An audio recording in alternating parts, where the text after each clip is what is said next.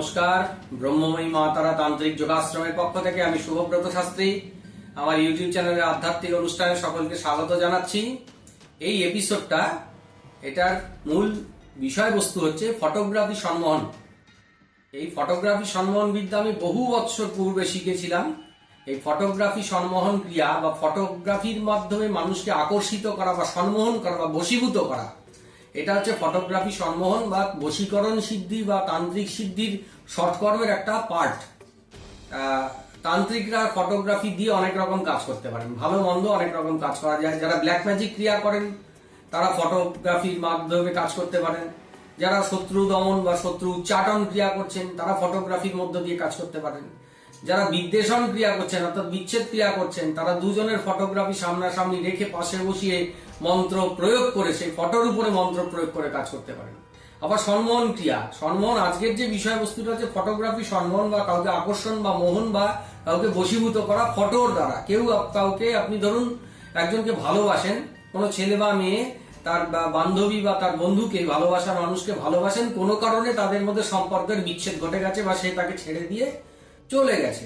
আপনি কষ্ট পাচ্ছেন, দুঃখ পাচ্ছেন, তাকে ফিরিয়ে আনতে গেলে তো একটা ভালো তান্ত্রিকের কাছে যেতে হবে। কিন্তু কোথায় যাবেন? ভালো তান্ত্রিক পাওয়া তো বড্ড মুশকিল। তাই ফটোগ্রাফি, তার যদি একটা ফটো থাকে, একটা চিত্র যদি আপনার কাছে থাকে, সেই ফটোগ্রাফিটার উপরে আপনি যদি সম্মোহন বিদ্যা প্রয়োগ করেন। সম্মোহন বিদ্যা কিরকম? আগে আপনার নিজের মনটাকে স্থির করতে হবে। এই ধরনের প্রয়োগ করতে গেলে মন চঞ্চল হলে, মন যদি ডাইভার্ট হয়ে যায়, লক্ষ্য যদি বিচলিত হয়ে যায়, তাহলে কিন্তু কার্যসিদ্ধি হবে না। ফটোগ্রাফি সম্মান করতে গেলে ফটোটাকে সামনে বসিয়ে আপনাকে ফটোর দিকে দৃষ্টি কেন্দ্রীভূত করতে হবে।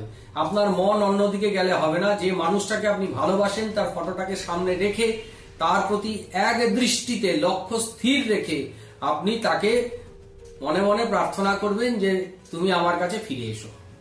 তুমি তার নামটা বলে তুমি আমার কাছে ফিরে এসো। তুমি যেখানেই থাকো, আমি তোমার জন্য কষ্ট পাচ্ছি, তুমি আমার কাছে ফিরে এসো। শুধু এইটুকু, কোনো তন্ত্র মন্ত্রের প্রয়োগ নেই। আপনি তা আপনার মনের কষ্টটা সেই ফটোকে জানান। আপনার মনের কষ্টটা সেই ফটোকে জানান, সেই ফটোর দিকে। এটাকে বলা হয় ত্রাটক বিদ্যা। আমাদের তন্ত্রের ভাষায় এটাকে বলা হচ্ছে ত্রাটক বিদ্যা। চক্ষুকে স্থির রেখে, লক্ষ্যকে স্থির রেখে এবং মনকে শান্ত রেখে এক দৃষ্টিতে তার কাছে আপনি প্রার্থনা। আমরা যখন ভগবানের কোনো মন্দিরে যাই, ঠাকুর দেবী দেবতার দিকে তাকিয়ে মন প্রাণ দিয়ে তার কাছে প্রার্থনা করি, নিজের কষ্টটা তার কাছে জানাই। ঠিক সেরকমই এই সম্মোহন বিদ্যা বা ত্রাটক বিদ্যা বা ফটোগ্রাফি সম্মোহন বিদ্যার ক্ষেত্রেও সেই ফটোর দিকে আপনার মনকে স্থির করে, লক্ষ্যকে স্থির রেখে একাগ্র চিত্তে সেই ফটোকে আপনি বলবেন যে তুমি আমার কাছে ফিরে এসো, তুমি আমার ভালোবাসার মানুষ, আমি তোমার জন্য কষ্ট পাচ্ছি, তুমি আমার কাছে ফিরে এসো। এই ক্রিয়াটি আপনি প্রত্যহ করতে পারেন যতক্ষণ না সে আপনার কাছে ফিরে আসছে। মোটামুটি ঠিক মতন যদি প্রয়োগ করেন 3 দিনের মধ্যেই কাজ হবে, নচেত আপনাকে 11 দিন পর পর করতে হবে। এটা মহানিশীতে করবেন, রাত 12টা থেকে এই কাজটা রাত 3টের মধ্যে এই কাজটাকে সম্পন্ন করবেন। প্রকৃতি তখন শান্ত থাকে, শীতল থাকে। আপনার এই প্রয়োগ প্রভাব খুব তাড়াতাড়ি বিস্তার লাভ করবে, ফল দেবে। যদি অনেকেই চেষ্টা করছেন কিন্তু ফল পাচ্ছেন না, কারণ মন চঞ্চল, অস্থির, অন্যদিকে মন চলে গেলে কার্যসিদ্ধি হয় না, কোনো বিদ্যাই ফলদায়ী হয় না। মনকে আগে স্থির রেখে, লক্ষ্যকে স্থির রেখে একাগ্র চিত্তে আপনি এই প্রয়োগটা করুন। এই ফটোগ্রাফি সম্মোহনের মধ্যে দিয়ে আপনি আপনার ভালোবাসার মানুষকে অবশ্যই ফিরে পাবেন। কোনো পয়সা কড়ি লাগবে না, কোনো খরচা লাগবে না, কিচ্ছু করতে পারবেন না, কোনো শ্মশান মশান কবরস্থান কোথাও যেতে হবে না। বাড়িতে বসে কাজ করলেই আপনি নিজের কাজটা করতে পারবেন। আমার একটাই শর্ত, নিজের লক্ষ্যকে স্থির রেখে প্রয়োগটা করবেন, নিজের মনকে স্থির রেখে প্রয়োগটা করবেন। ফটোর দিকে একাগ্র চিত্তে আপনি দৃষ্টি নিক্ষেপ করবেন এবং তার সাথে সাথে মনে মনে আপনি তার কাছে আপনার প্রার্থনাটা জানাবেন সেই ফটোর মানুষটির মধ্যে। এটা যার উপর প্রয়োগ করছেন সে বিচলিত হয়ে উঠবে, সে কষ্ট পাবে, সে দুঃখ পাবে, যন্ত্রণা পাবে। সে বুঝতে পারবে তার জন্য একটা মানুষ কাতর হয়ে কষ্ট পাচ্ছে, তাকে পাওয়ার জন্য তার ভেতরে যন্ত্রণা হচ্ছে। তিনি কিন্তু এই ফটো যার, তার মধ্যে এই প্রভাবটা বিস্তার লাভ হবে এবং সে খুব তাড়াতাড়ি অল্প সময়ের মধ্যে আপনার কাছে ফিরে আসবে। এটা হচ্ছে ফটোগ্রাফি সম্মোহন বিদ্যা।